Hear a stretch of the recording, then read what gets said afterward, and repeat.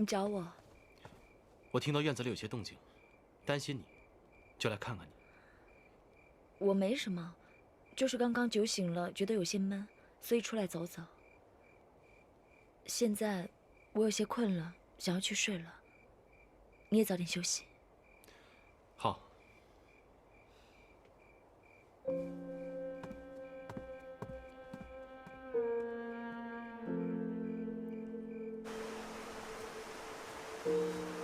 赤云大人，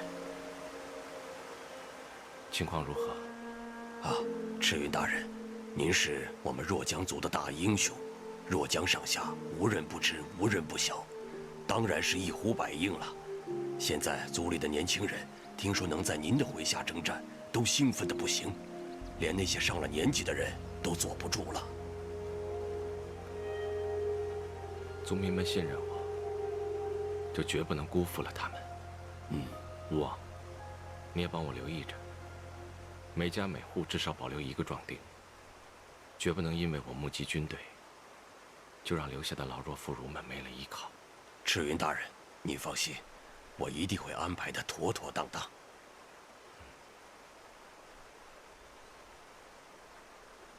赤云大人，您还有什么不满意的吗？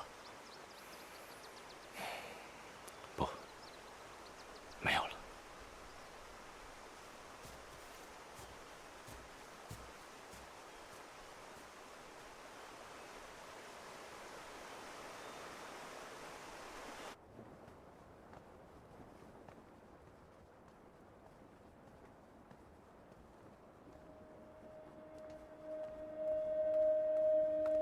九弟，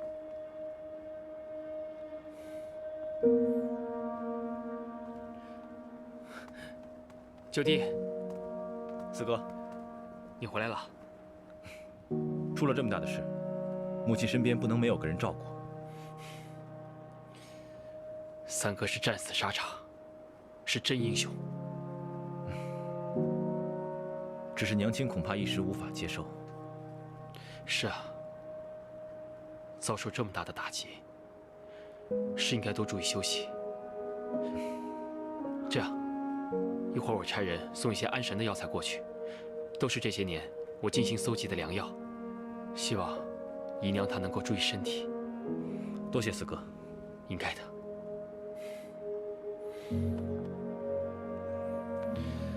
九弟啊，遥想当年，咱们兄弟几个还是孩童的时候，一起玩耍是多么开心快活。只是这些年，咱们来往的少了，也才渐渐的疏远。我还记得小时候，你跟阿莫最好了，你帮他捕雀鸟，他帮你缝荷包。是啊，可惜我常年在外驻守，连阿莫的婚礼都没赶上。如今，咱们兄弟9人，有的埋骨沙场，有的领兵在外，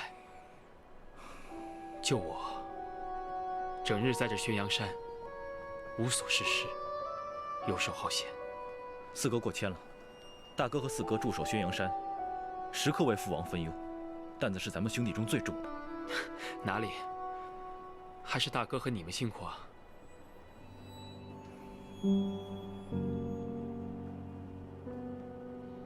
四哥，我还有事，要不咱们改日再叙。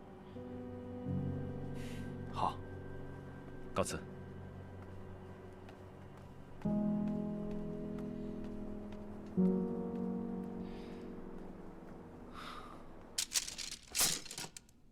这就是你作为增强实力的策略。是父王。荒谬！招募寒门子弟，改变晋升渠道，你怎么会有如此愚蠢的想法？父王，我得到消息，新任玄牧王浩许已经派人在玄牧募集有志之士，无论出身和门第，收拢了不少人才。我认为这绝对是一个选拔人才、增强实力的好办法。长此以往，玄牧会越来越强，而我们的军队却被那些世袭的贵族所把持，缺乏训练，战斗意识薄弱，只会越来越弱。荒谬，简直是愚不可及。我凌云的王祖和贵族，上千年来，为我凌云族立下了汗马功劳，他们才是我凌云族的支柱。损害了他们的利益，你等于是在自掘坟墓。父王，他们的祖先的确为凌云立下了大功，可现在的他们，绝大部分都是凌云的蛀虫，他们自私自利，圈地节流，剥削族民。我们必须培养新的力量来制衡他们。住口！这些话，你在这儿说完，今后不许再提，否则，你就给我滚回北韩之地。盛伦，你回去以后，好好给我想一些别的办法，别再动这些歪门邪道的心思。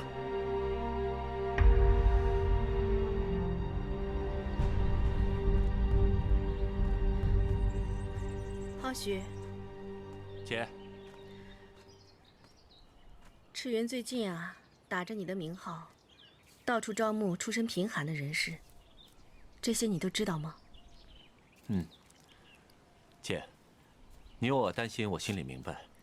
只不过，我曾经向父王发过誓，我对赤云一定会信任到底的。姐姐知道，你一直想培养自己的势力，但不管怎么样，有人非议，终归不是好事。赤云已经在玄木和若江为我招兵买马，召集了大量的能人勇士。他们非议，是因为我和赤云的计划正在一步一步的奏效，他们开始害怕了。不管怎么样，你要保护好自己。他们都不是等闲之辈，我怕他们做出什么极端的事啊。我已经加强了护卫力量了，还有赤云为我挑选了几个侍卫。姐，你就放心吧。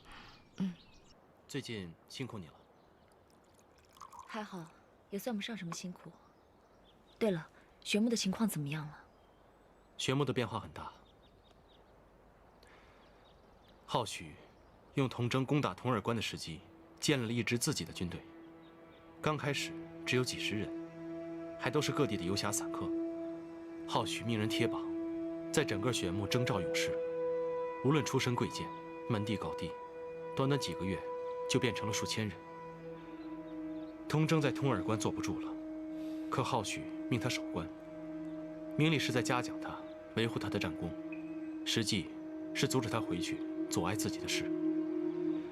童征现在是有苦说不出。这样的话，不就是变相的把童征发配边疆了吗？这么阴的招数，肯定不是浩许想出来的，恐怕是赤云帮他想的吧。赤云的确是一个不容小觑的人。是啊。刚才在大殿上，我被父王训斥了。为什么？说起来有些复杂，一言难尽。没关系，你可以慢慢讲给我听。凌云作为上古王族，上千年下来，门第森严。为了维护本族的利益，甚至禁止不同门第的人通婚。这一点，倒和玄木族之前的情况有些相像。前代玄木王想娶出身低微的王后，都十分艰难。后来假托王后是赤水氏的旁支，才勉强完婚。因为玄木王吃过这个苦，所以他在位期间一直努力打破门第限制。可上千年的积习，若真想改革，必定是一条血腥之路。玄木王本性仁厚，没有那么大的狠心，所以他再努力，也只是改变一点表象，无法撼动根本。但浩许和他截然不同。浩许虽然性格温和，但背后有赤云在为他出谋划策。传闻两人感情较好，即便赤云不是玄木中人，可浩许事事仰仗赤云，赤云俨然就是浩许背后的军师。玄木在浩许和他手里，一定会改头换面。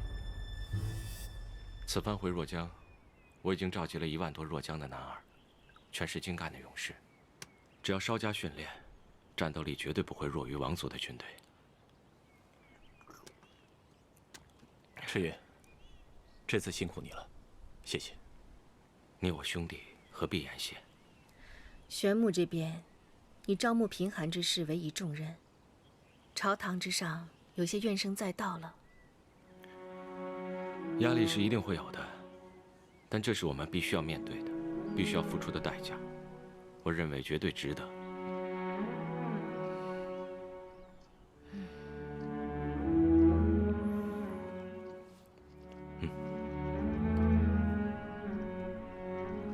这是什么？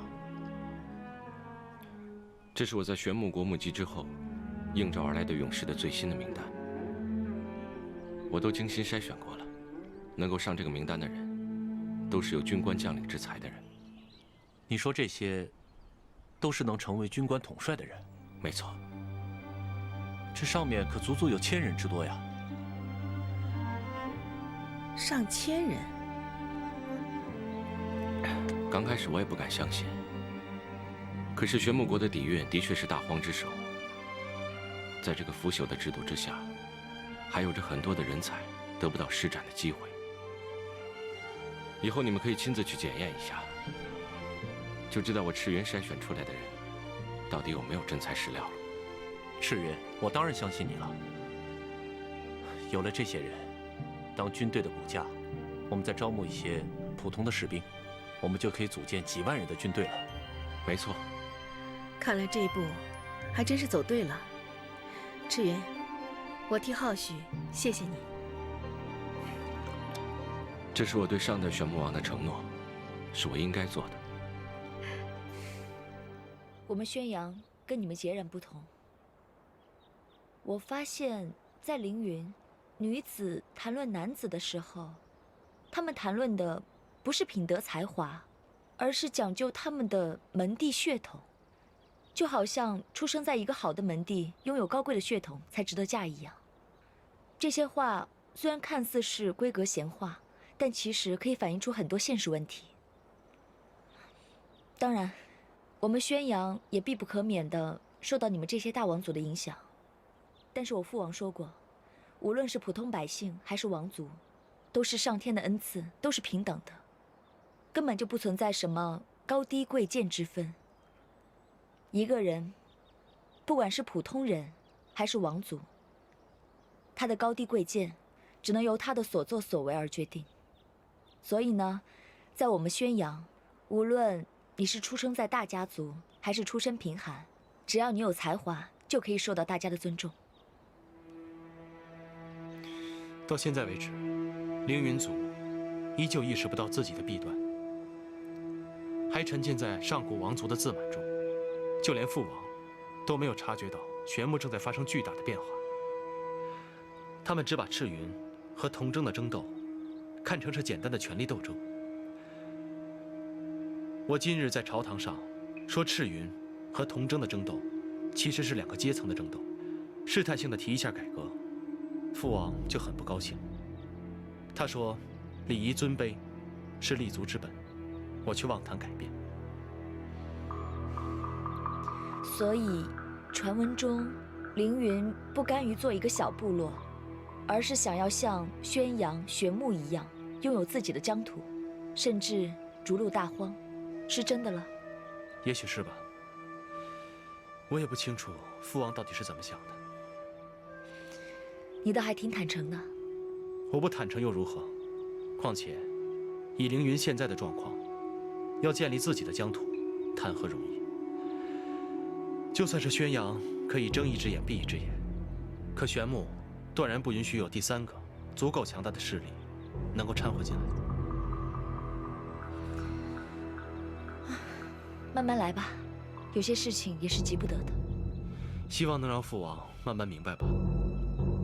如果凌云族再这样墨守成规下去，别说建立自己的疆土，就算我们自己部族，也怕保不下去了。有时候，我真有点羡慕赤云，无所顾忌，可以想做什么就做什么。你看看若江的军队，原本只有数百人，可现在，在赤云的带领下，已经有上万之众。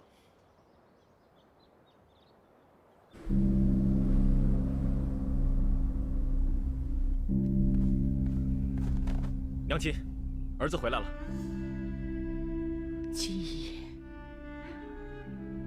你终于回来了。娘，孩儿来迟了。回来就好。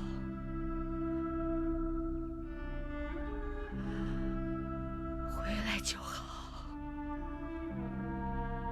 不像你哥，再也回不来了。娘，我刚回来，去上元宫拜见过父王，父王赐了好些东西，而且还给三哥加了封号。我还见到大哥他们。胡说！你只有一个哥哥，宣阳会，其他人都是你的仇人。你如果要认仇人为兄，你就给我滚！我没有你这个儿子。你的哥哥就是被玉宸害死的。你的父王明明知道，却有心庇护他们。玉宸分明是在为长州报仇，一定是他们。娘，父王怎么会包庇呢？哥哥也是他亲生的儿子。我的辉儿尸骨未寒，那个宣阳之若竟然马上就要娶亲了，这不是报复是什么？娘啊，大哥跟四哥他们不会的。我不许你这么说！我告诉你，我一定要为我的辉儿报仇，我一定要让赵云殿那个女人尝尝丧子之痛。娘，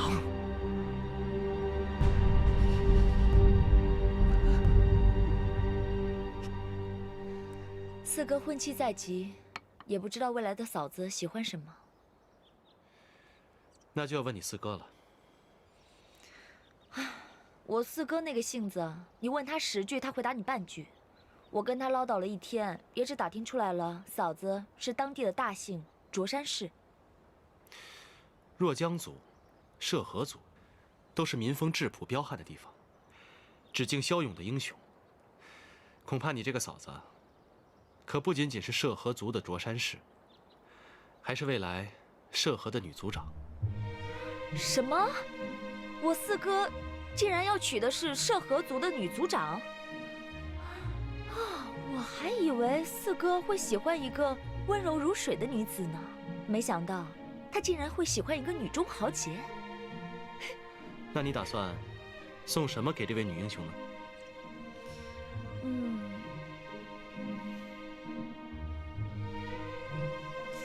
自古英雄爱名气。众人只知道赤云擅长打造兵器，却不知凌云圣伦做的剑也是举世无双的。只是不知道他肯不肯帮这个忙。听说他从来不帮别人打造兵器的。他倒也不是不肯，不过什么？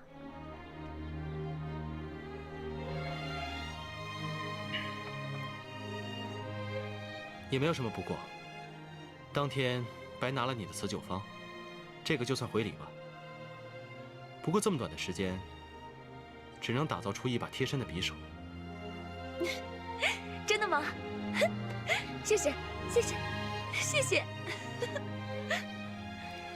你们兄妹俩可真像，都恨不得把全天下最好的东西给对方。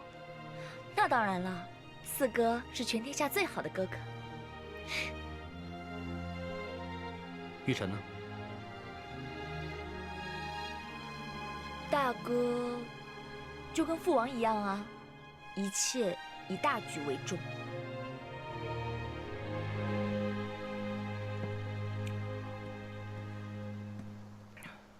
怎么一回来喝这么多酒？你怎么来了？是不是惦记阿莫了？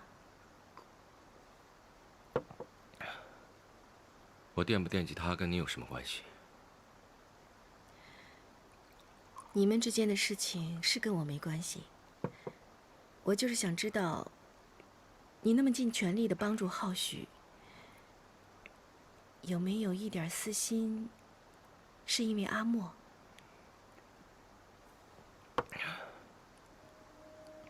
什么都瞒不过你，我承认有。你还想带兵抢回阿莫？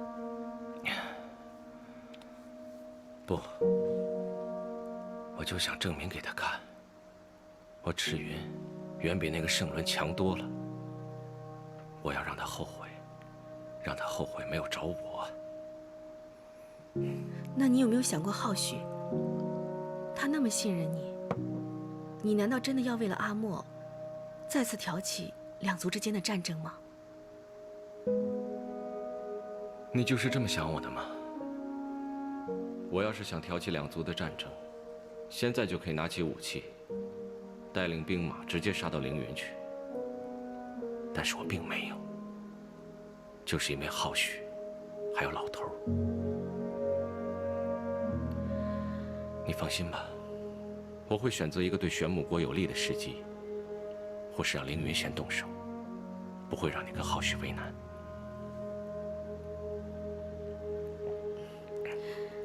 我承认是我多心了。你跟那个凌云将军怎么样了？你怎么想起问这个？你不是关心这种事的人啊。是你先问我的。横在我们之间的阻碍，虽然没有你跟阿莫那么大，但是我们想在一起，也不是那么容易的事。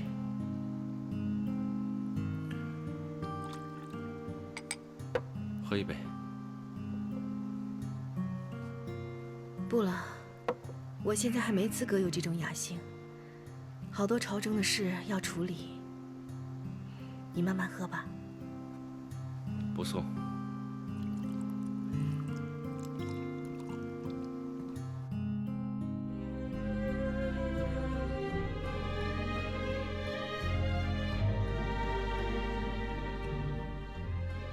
每年4月，当桃花开满山坡的时候，就是我若江族的跳花节。大家都会在桃树下唱情歌、跳情郎。从明年开始，每年4月，我会在不归国的桃花树底下等你，我们不见不散。你若年年穿我做的衣袍，我便年年来看你。我穿一辈子，你就看我一辈子吗？你若穿，我就来。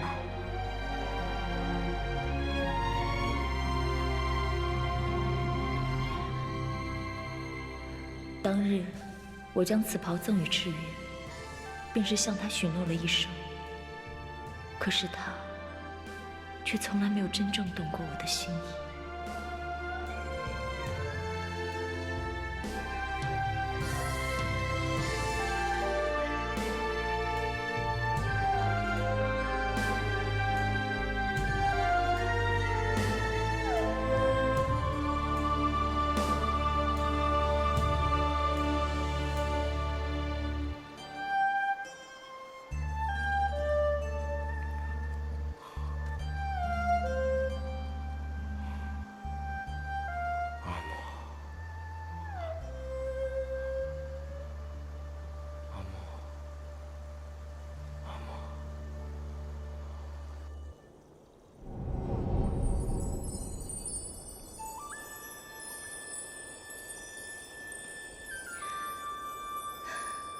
锦时，我好想你啊！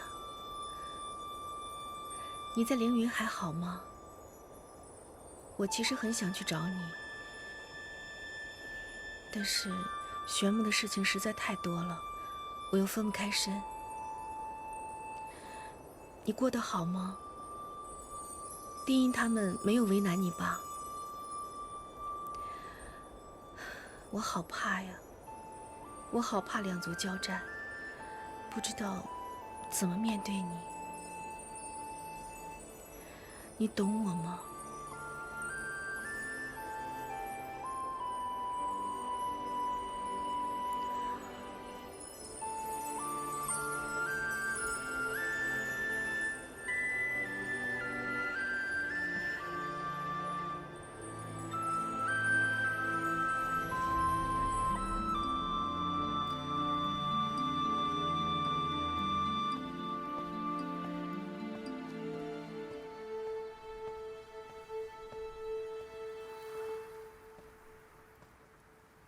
在想什么呢？没什么。这些天我教妇人们养蚕之道，他们都学得很快，所以我想请父王母后允许，让我去教最北边的妇人们养蚕。这样的话，整个凌云就可以很快普及到这门技术了。这是好事，父王和母后一定会同意的。只是路途遥远，如果要传授技巧的话，我怕当日来不及赶回武神山。这有何难？我陪你一起去跟父王说明原委，他一定会同意的。谢谢。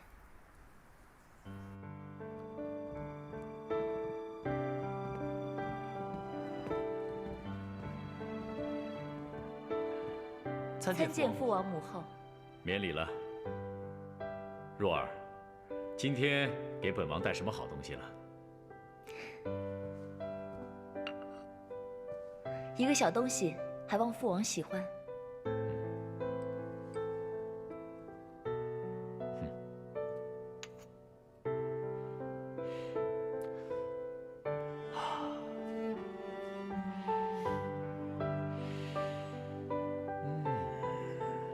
清香异常，这是何物啊？这是若儿花圃里百花的露水，每一滴都是她亲自采摘的。啊，果然是稀罕的物件啊！王若是喜欢，那便是这露水最大的福气了。母后也有礼物，这是我在凌云培养的第一批蚕种吐出来的丝织成的。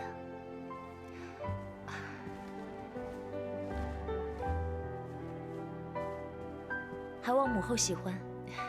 早闻亮若的手艺天下无双，想来若儿定是得了你母亲的真传。这披风轻盈飘逸，最难得的是意义非凡。这礼物真是送到我心坎里了。母后喜欢就好。若儿有一件事，想要向父王母后请示。我今天想要去凌云最北边的村子里，教那里的妇人们养蚕之道。路途遥远，可能要住一晚。凌云最重礼数，所以想要征得父王母后的同意。盛伦，你真是好福气啊，娶了这样一位贤妻。近来百姓纷纷称赞，若儿耐心大方，传授本领呢毫不吝啬。这消息啊，都传到我这儿了，足见你们是用心了。此等皆大欢喜之事，本王岂有不允之理呀？若儿替百姓们谢过父王。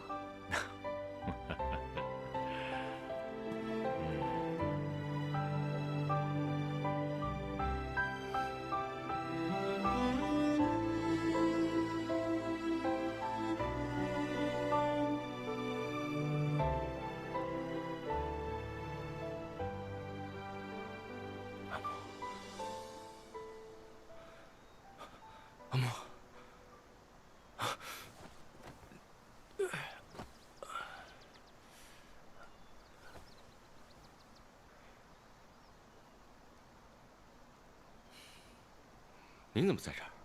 昨天看你喝醉了，怎么叫都叫不醒。外面风大，我就把你抬进来了。谢谢。我去洗个脸，你早点回去休息吧。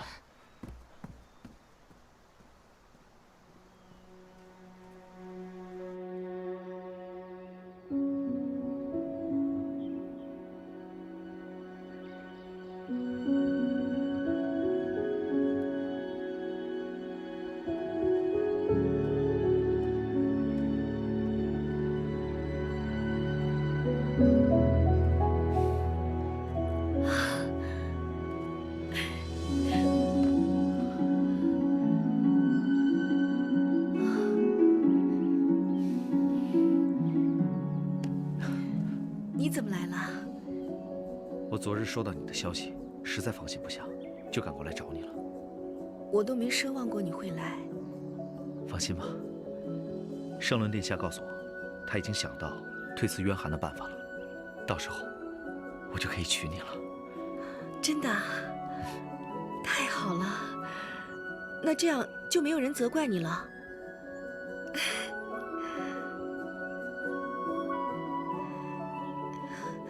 景时，我很想嫁给你，但是玄牧现在的事情，我实在是放心不下。你能不能多等我一些时日？我等你，等你把所有的事情解决好，等玄牧安稳下来，到时候我们隐居也好，远走高飞也罢，总之，只要能跟你在一起，我怎样都愿意。我答应你，只要玄牧的局势稳定了，只要你不负我，陪你到天涯海角，我都愿意。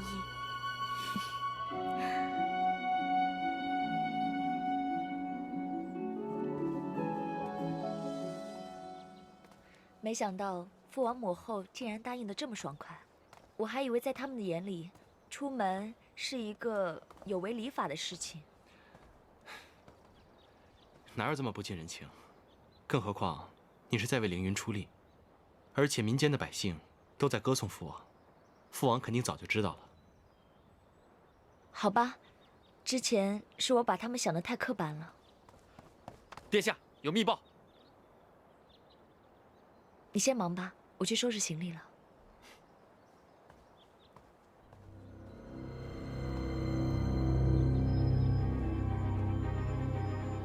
何事？是有关渊寒的密报。回禀父王，儿臣以为渊寒和别的男子有染一事，实在有违凌云礼法。渊寒和景时本就有婚约在先，婚前失贞对景时来讲太不公平，所以儿臣以为他与景时的婚事当不作数。这婚姻大事怎么能说作废就作废？事情还未落实，这样废除婚约才是于理不合。是啊，父王，这婚约怎么能说废就废呢？那要怎样才算作实？污言秽语，其实可以拿到朝堂上来讲。渊寒婚前失贞，却要强嫁景时。景时身为凌云大将，以后还怎么面对别人？我凌云的礼法又何在？你够了！一个这样的女子，又怎么能配得上掌管我西河部的景时将军？这婚约废除也罢。第一，以后在大局上要好好向你大哥学习。儿臣知错。